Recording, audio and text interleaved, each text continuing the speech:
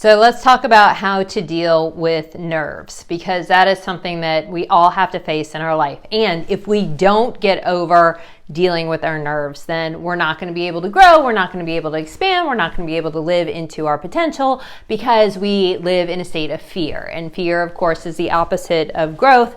You have fear when you grow, but if you're sitting there afraid all the time of everything that could go wrong, you're not going to get as far as you could if you think about everything going right. So there are three systems that we're going to be working with nerves. They are the emotional side of things, the mental side of things, and the physical side of things. We'll start with the physical side. Ways that you can calm your nerves physically.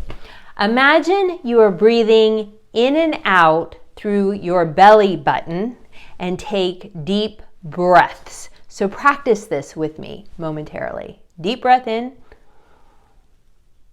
hold, deep breath out. If you do this, it will calm your nerves very quickly because you're bringing air all the way down into the bottom of your lungs. It will help tremendously. The other thing that you can do is listen to your own heartbeat and focus in on that.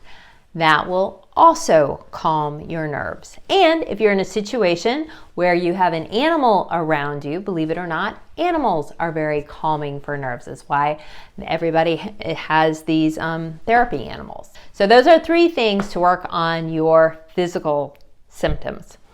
The second thing let's talk about is the emotional side of things. So your emotions are connected to your physical, obviously. And what you want to do for your emotions is, if you don't have control over them, the first thing to try to do is to, if you're really amped up, like you're like, oh my God, I'm freaking out. You want to change the narrative to, oh my gosh, I'm so nervous, to, oh my gosh, this is new to me, to, oh my gosh, I think I'm going to be able to do this because I do new things all the time. And you're going to de-escalate yourself. If you're way up here, it's a slow and steady process of just bringing your energy, your emotional level down. You can't go to, oh my God, I'm freaking out, to, oh my gosh, I am so zen and calm about this. That ain't going to happen. That is not going to happen. So you are de-escalating the situation, which is happening within yourself. That's what your nerves are. They're like, oh. So slow but steady, talking to yourself in a very calm voice, a very rational voice, will help to de-escalate where your emotions are.